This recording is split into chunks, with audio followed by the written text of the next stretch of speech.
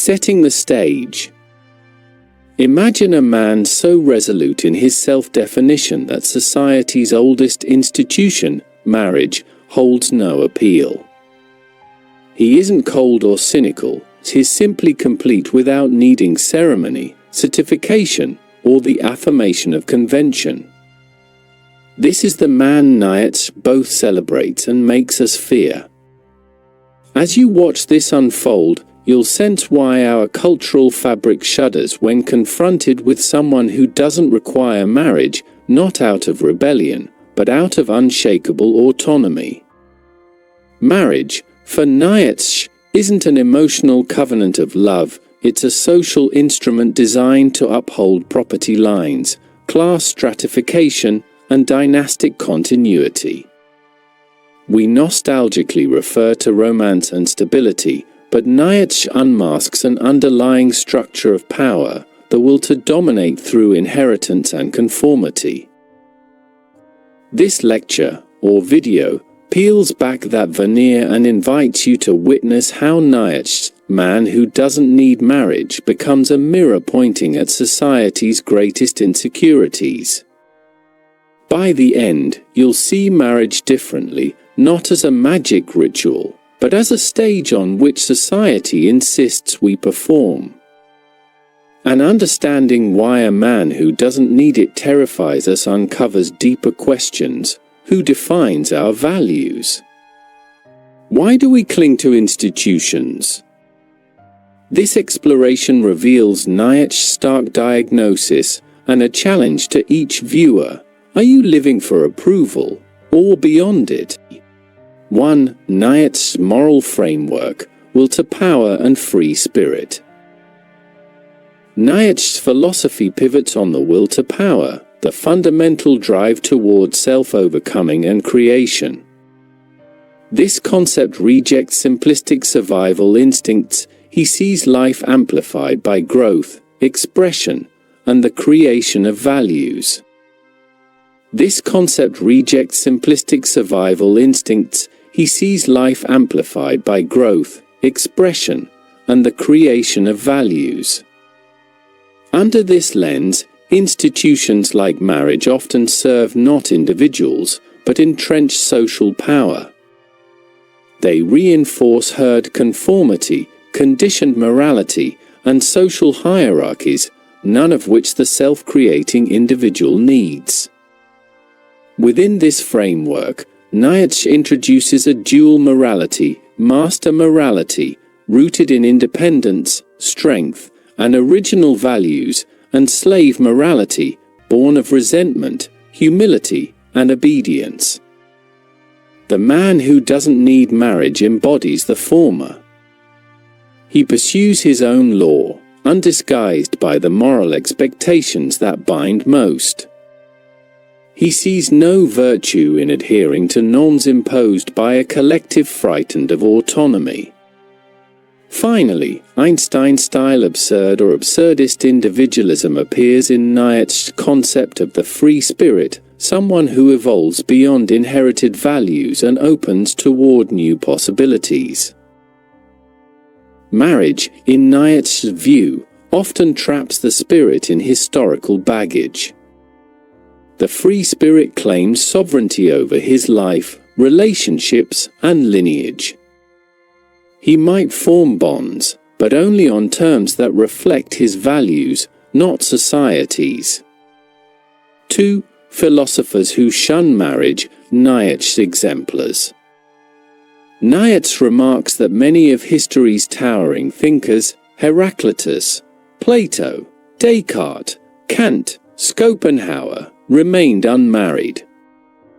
To him, that was telling. Marriage and true philosophical creativity rarely walk together. In Genealogy of Morals, he quips that philosophers who marry belong in comedies, as they've traded their internal quest for societal scripts. This underscores his belief that established institutions can suffocate intellectual autonomy. The example of Socrates intrigues Nyatts. He allegedly married only to mock the institution. More broadly, Nyatts cites the single status of philosophers as symbolic of their freedom from social expectations and dynastic pressures. Their refusal to perpetuate themselves through marital bonds aligns with Nyatts' ideal of self-overcoming, valuing creation, not reproduction, and autonomy, not dependency. Moreover, Nyatts holds that marriage diverts much creative and critical energy into perpetuating lineage, an act grounded in herd morality, not genuine self-expression. Great thinkers redirect that energy inward, crafting new concepts, questioning accepted values, and forging alternative modes of being. Their unmarried status, Nyatts argues, is emblematic of their philosophical power. 3. Marriage as social power structure. Nyatts doesn't celebrate marriage as romantic union. He critiques it as a mechanism for inheritance, property, and class preservation. In Twilight of the Idols, he exposes how modern marriages often cloak themselves in love, while serving more prosaic ends, controlling inheritance, maintaining class hierarchies, and regulating sexual competition. Love, he says, becomes cosmetic, but the real driver is social architecture. He also analyzes how marriage enshrines patriarchy and rigid gender roles. Through a system built to transmit property and status, marriage institutionalizes domination and submission, even within intimate relationships. Society fears the man who doesn't need marriage because he refuses to play that scripted role as patriarch or matriarch. It removes his leverage over social continuity and norms. Lastly, Nyatts sees marriage as deeply tied to biological reproduction, but not in its natural or loving form. Instead, it functions as a means to shepherd reproduction in ways that cement social objectives. A man who opts out challenges the assumption that reproduction must attach to property and lineage. His independence threatens the institutional logic that depends on regulated generational flow. 4. The autonomous man who doesn't need marriage.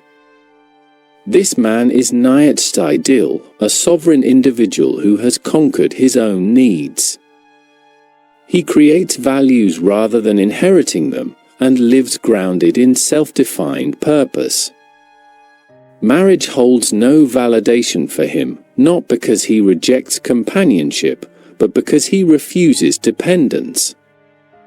His relationships are voluntary, creative, and transient, or deeply collaborative, on terms he designs.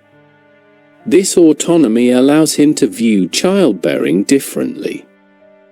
Nyatts suggests he might choose a child only to commemorate his personal triumph, not to serve family tradition or societal expectation.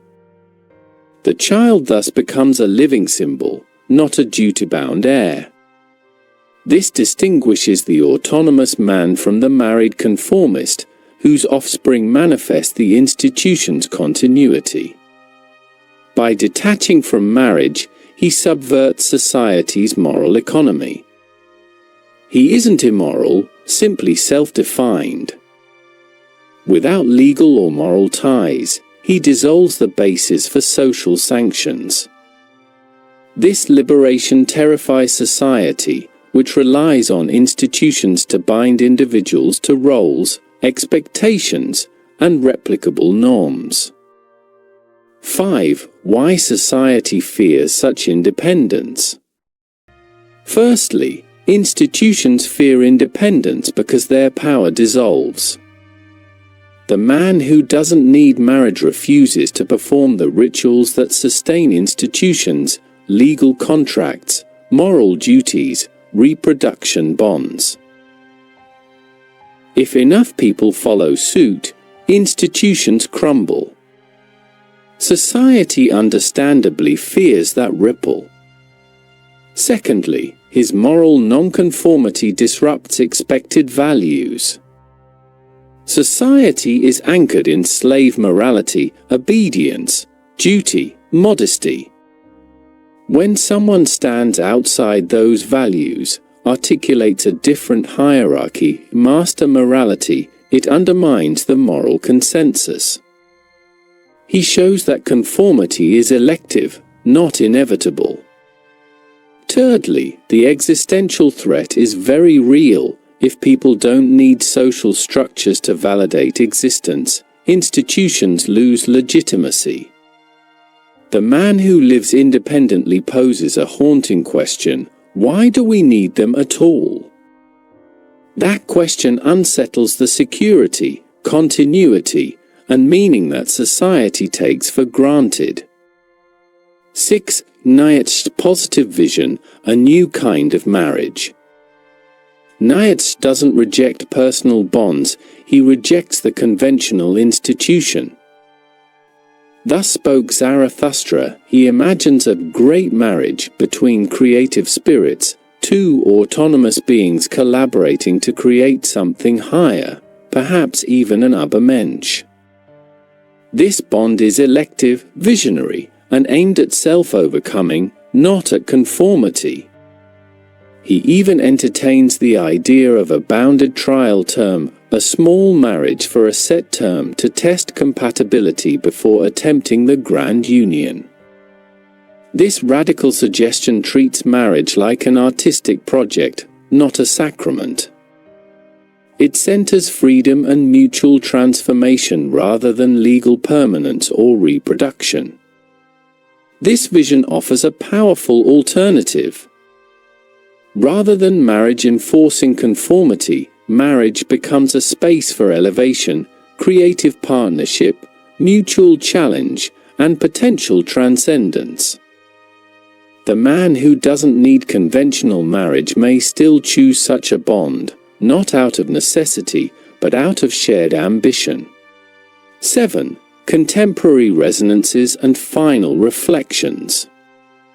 Today's conversations around voluntary childlessness, non-traditional partnerships, and intentional singlehood echo Nyatts' critique.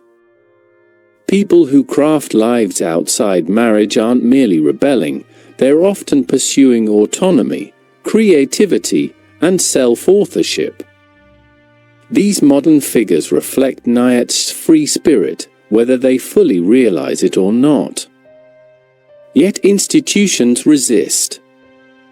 Tax codes, legal systems, social norms still privilege marriage. Those who live outside it confront hurdles, visibility, recognition, legitimacy. Society often responds with subtle pressure: why don't you settle down? Or, but what about children? These pressures mirror the apologetic herd morality's Nyatts diagnoses. Ultimately, the man who doesn't need marriage terrorizes society because he reveals its foundational anxieties. He doesn't reject love or connection, he rejects the need for institutional validation. Nyatts challenges us to ask, are we living for tradition or creating our own path? For those brave enough to journey beyond societal scripts, he offers a vision, not community defined by obligation, but union defined by creative self-expression.